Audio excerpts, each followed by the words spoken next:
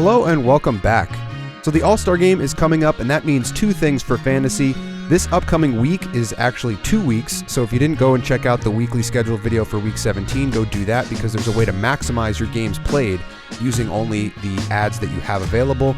And it's also time to give some love to the players who have been All-Stars for our respective fantasy teams. So as we did with the Western Conference All-Stars, we're going to look at some of the guys who provided the best value based on where they were drafted up to this point in the season. Now, we're not going to look at some of the top name guys, the guys that you're looking at on your screen. Obviously, these guys have been dominant and they've been carrying your teams if you drafted them. But we'll be looking at guys who have been insane value for your teams, and we'll look at them by conference. This is the Eastern Conference video. If you didn't watch the Western Conference one, you can go check that out as well. Now, there's no hard cap in terms of how many players we'll look at, but we are going to try to cover left wing, center, right wing, 2D, and a goalie, and then some honorable mentions at the end. Now, we'll start it off like we did last video with the Western Conference, looking at the left wingers. And spoiler alert, this video will be a little bit chalkier than the previous one. There's just guys that are absolutely dominant, having career seasons, even though they are household names. And we'll start it off with Artemi Panarin, who meets that criteria perfectly. So ADP 36, which is relatively high. It's probably the highest ADP of any of the guys in either of these two videos. However, he was basically drafted in the 4th round of a 12-team league. I ended up picking him up in the 5th round of the Fantasy Puck Creators League draft, which has been absolute insane value because he's having a career season. 48 games, 63 points, 28 power play points. So he's the top scoring left winger in the league. 63 points obviously would do that. He's tied for 6th in the NHL in points. And if you look at just left wingers, he's well above the next best left winger. So there's a number of guys that at the time of recording this video, or at the time of looking at the data for this video, there were 3 guys that were tied with 49 points: Jesper Bratt, Jason Robertson, Matt Tkachuk. And that's well below Panarin. That's 14 points below Panarin. So he's been absolutely dominant as a left winger, the best left wing in fantasy. And if you take out hits and blocks from his rating, because this is where the player hub comes in, you can see here he's 99th percentile or better in every offensive category. And if you take out hits and blocks, which he clearly does not do, he would be the 3rd best fantasy player in the NHL with a 99.3 rating, behind Makar and McKinnon and slightly ahead of Kucherov. That's without hits and blocks. Remember that. So he's been an absolute stud for all of these offensive metrics. If you're in a points league that weights power play points, he's been dominant. He's actually shooting a lot more this year, and that has caused his goal totals to go up. So last year he was averaging 2.5 shots per game. This year he's up above 4 shots per game. And on top of that, if you look at his pace, he's on pace for 49 goals, basically 50 goals, 62 assists, and 111 points. That would be a career high. His previous career high was 96 points in a year where he was up for the MVP of the entire league. So this has been massive value, even though his ADP was relatively high and he was, a 3rd or 4th round pick for a lot of you. This has still been massive value, just considering the fact that he's one of the top 5 to 10 fantasy players in general, regardless of what kind of format you're in. But especially in points leagues, he's been a dominant force and definitely been one of the reasons why I'm still kind of in the middle of the pack in that Fantasy Puck Creators League. So excellent stuff from Panarin. And we'll move right on along to the centers, or the center that he plays with, and that is Vincent Trocheck. And I am biased. I am a Rangers fan, so I will balance this out in just a minute. But we have to talk about Vincent Trocheck. ADP 147. That is insane value for him. I actually ended up picking him up waivers. I drafted Boone Jenner for basically the same prototype of player. A lot of category coverage, hits and blocks and whatnot. And then Boone Jenner went down. Trocheck steps in. When Hedl got injured, he took that second line center role, and he has not looked back. So on the year, he's got 45 points in 48 games, 17 on the power play. He is still on that power play 1. And his faceoffs, if you're in a faceoff league, 538 faceoff wins, 2nd in the NHL. He's got the 4th best percentage in the NHL at 61.7%. And in my categories league with hits and blocks, he ranks 29th overall. So massive value from that 147 ADP. He's 8th on the hub for completeness rating, which is incredible for a guy who, was overlooked in a lot of different drafts. And then if you look at his hub, Last year, he was hitting 2.22 hits per game, so he's down a little bit from that. And then he was at about 2.74 shots per game, so he's down ever so slightly from that metric as well. So there is still some room for improvement for Vincent Trocheck, which is crazy to think of because of all of the metrics that he covers. So just a shade under a point per game, really good assist numbers. Goal scoring is pretty good as well. 87th percentile in shots, even at that 2.5 shots per game number. There are stretches where he goes above 3 shots per game, which is really nice to have.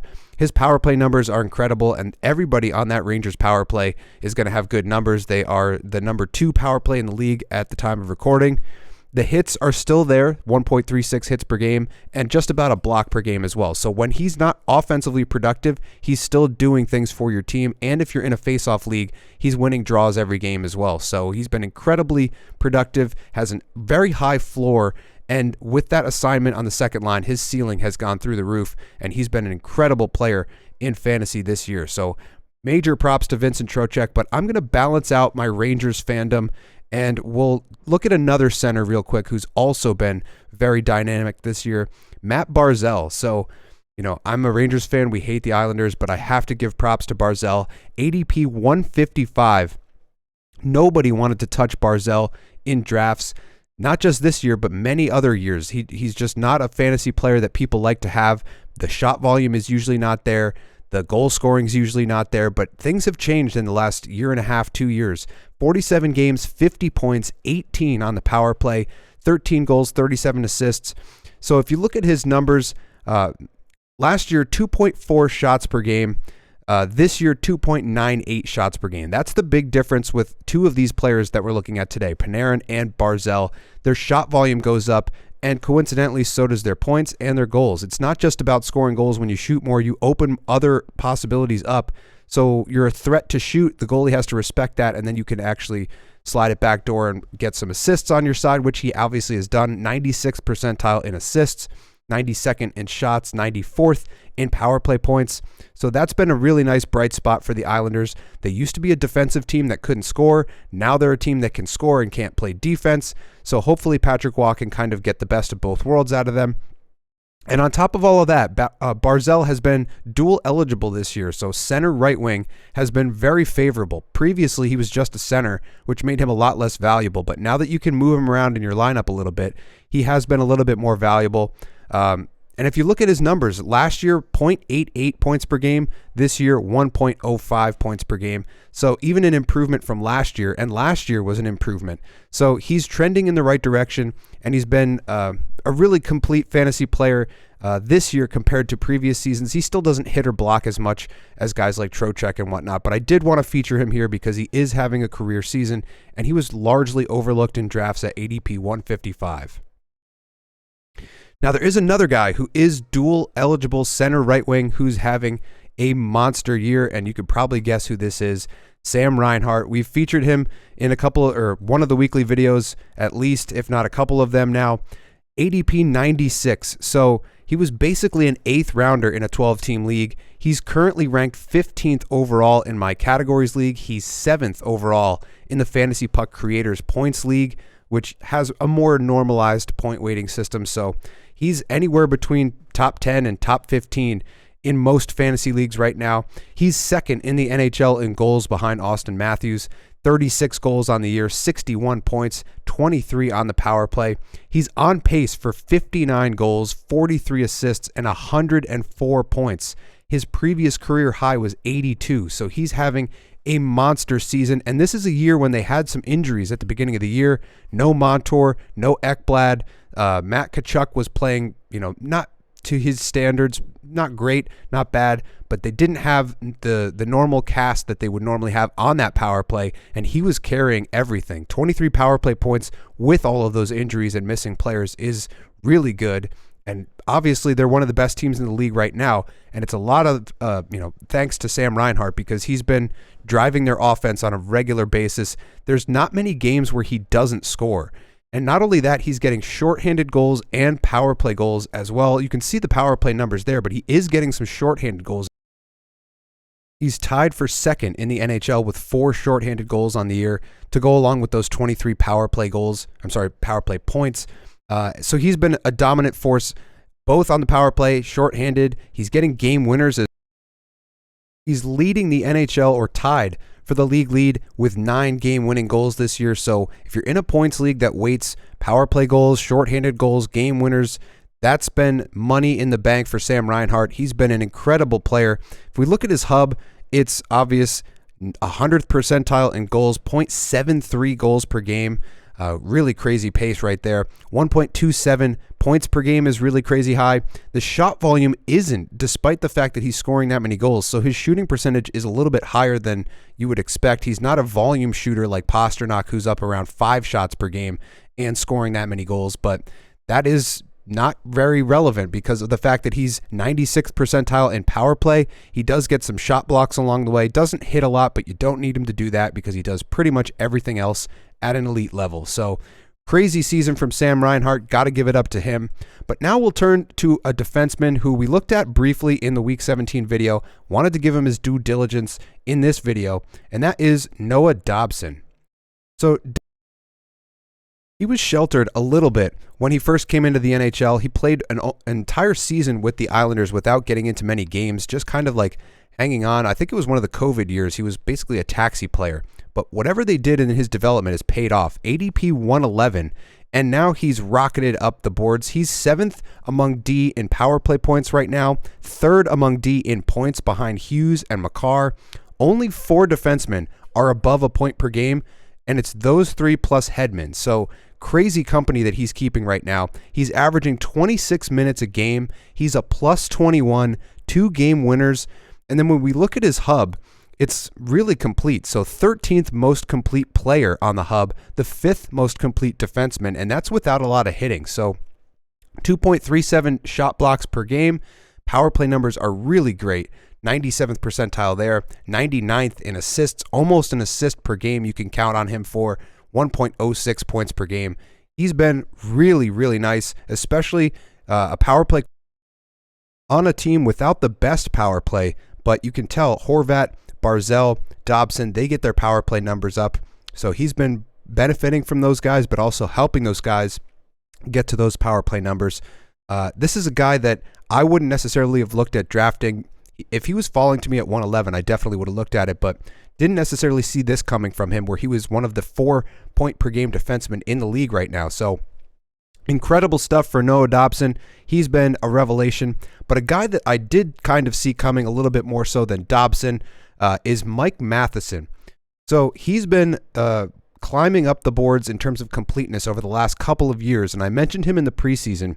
He ended up going ADP 167, so a lot of you who are watching this picked him up in your draft, and it's been really helpful for you. So 34 points in 49 games is not like Dobson. He's not a point per game kind of guy, but 19 power play points. He's 8th in power play points by a defenseman behind Dobson. He's 5 power play goals ties him for 1st in the NHL with Doughty, Yossi, Makar, and Bouchard in terms of defensemen, and 102 shot blocks, 127 shots, so a little bit more shot volume than Dobson. If we look at his hub, you can see right here it's cut off a little bit. Let me try to bring that back for you. You can see the blocks, 2.08 blocks per game. Power play numbers are great.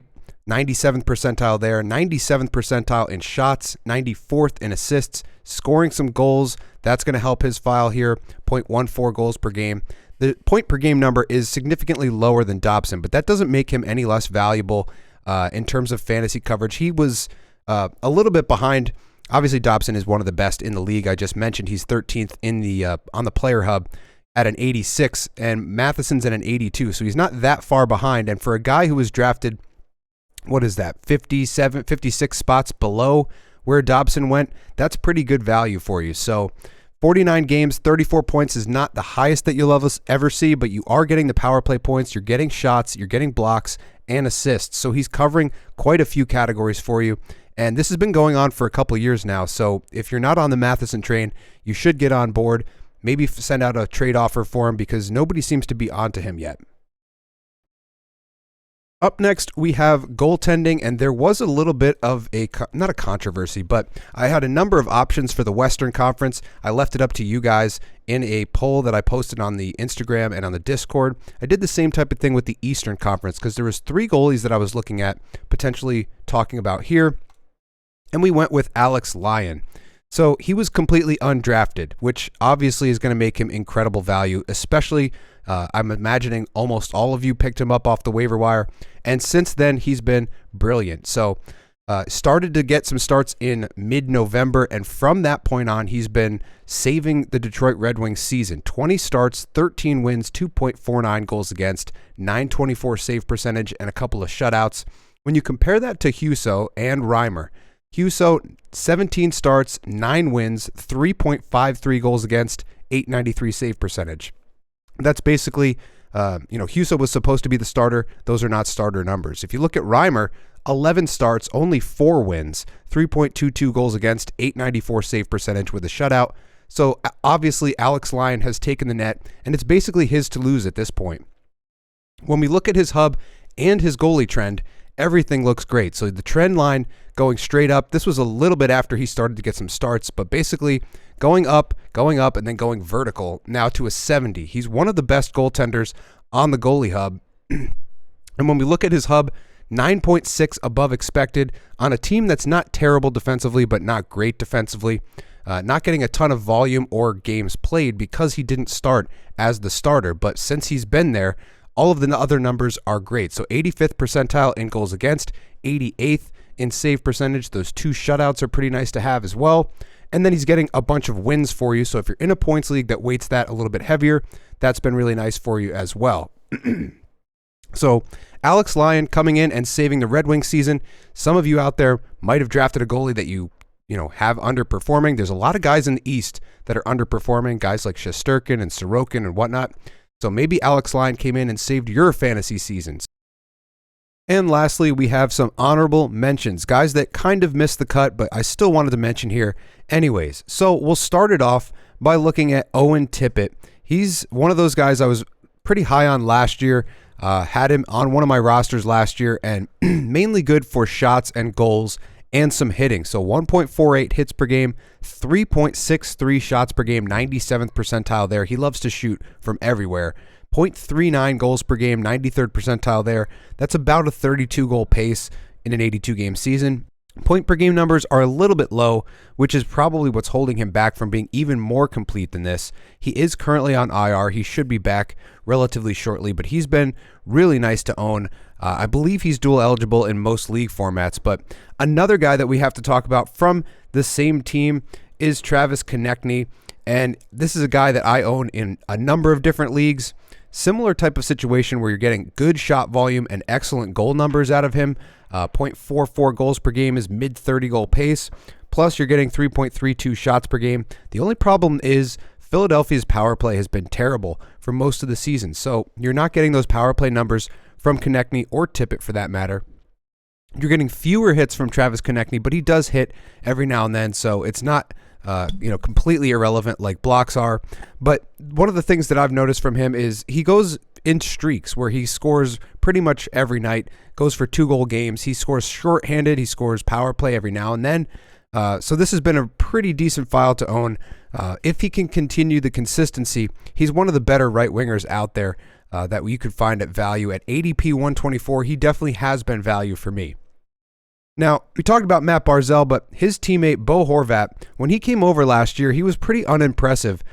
He was incredible for Vancouver, putting up ridiculous goal numbers, some high shot volume as well, comes over to the Islanders and just doesn't fit in right away. But this year, things have changed. He's just a shade under a point per game.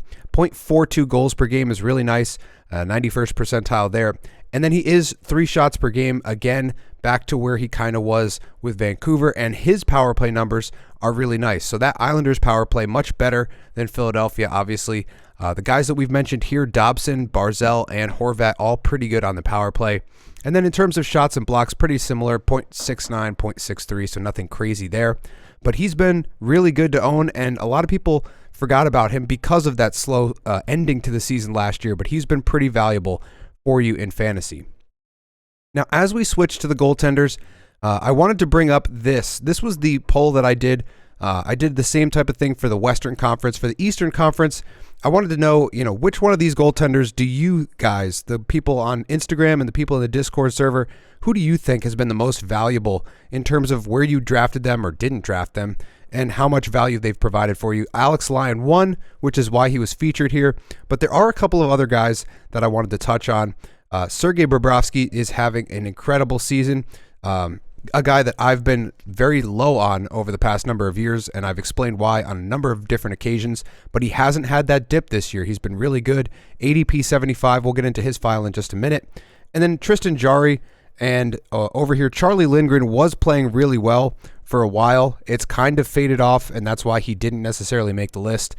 He was very high above expected, around 14 goals saved above expected at one point. But it has come down a little bit over the past couple of weeks. So as we turn to the goalie hub, we're going to take a look now at Tristan Jarry first, because he has tied for the league lead in shutouts with 5 shutouts on the year, 13 wins, 2.6 goals against, .913 save percentage. He's 9 goals saved above expected.